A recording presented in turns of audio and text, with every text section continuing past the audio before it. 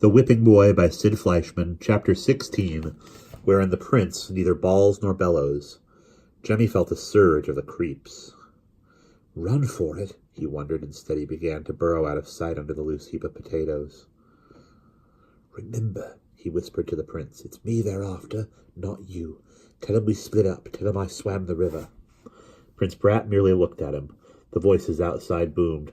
Stand and deliver, I said. And I heard you, exclaimed Captain Nips.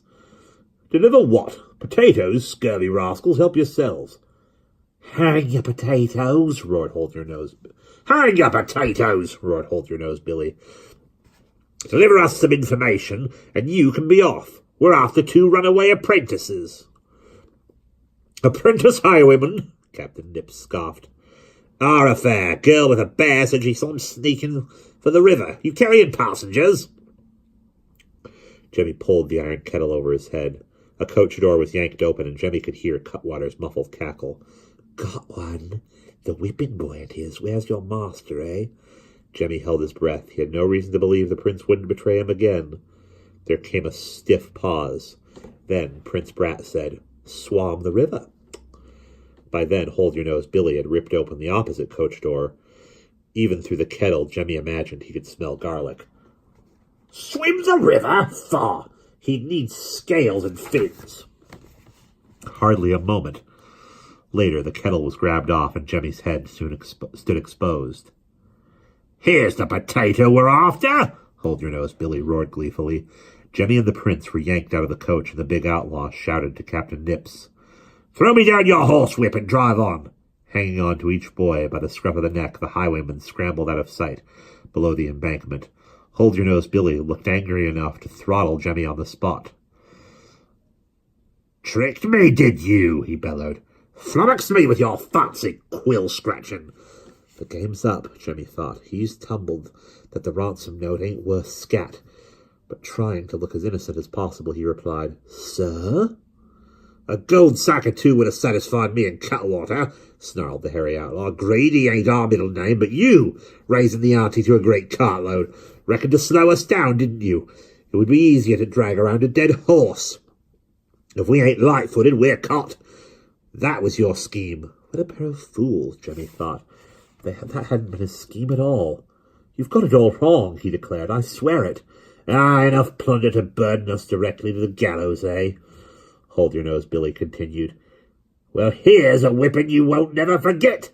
He snapped Captain Nips's whip in the air to get the feel of it. Here's the whipping boy, Cutwater put in. You said it'll go powerful worse for us if we thrash the prince himself. Hold-Your-Nose Billy nodded sharply. Cutwater upturned to the prince, holding him by the ankles in the air. Go to it, Billy. Oh no, go to it, Billy. Jemmy finally found his voice. Lay down the whip, he commanded with a princely air. Don't you have an ounce of sense between you?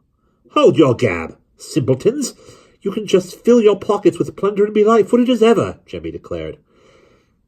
Nobody flummoxes Hold-Your-Nose Billy and gets away with it. The whip snapped across the prince's back. Jemmy held his breath. He knew what it felt like. He saw Prince Brat had set his jaws, just as Jemmy had always done. And not a sound escaped his lips. Harder, Cutwater advised.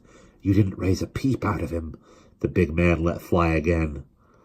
He must have a hide like an elephant, said Cutwater. He don't feel a thing. He'll feel this, Hold-Your-Nose Billy thundered, and the leather whistled through the air. The prince's jacket was being shredded. Bawl out, Jemmy shouted. He dreamed of seeing the prince whipped, but now that it was happening, he found no satisfaction in it. Holler and cry out, I won't tell anybody. I won't tell anyone.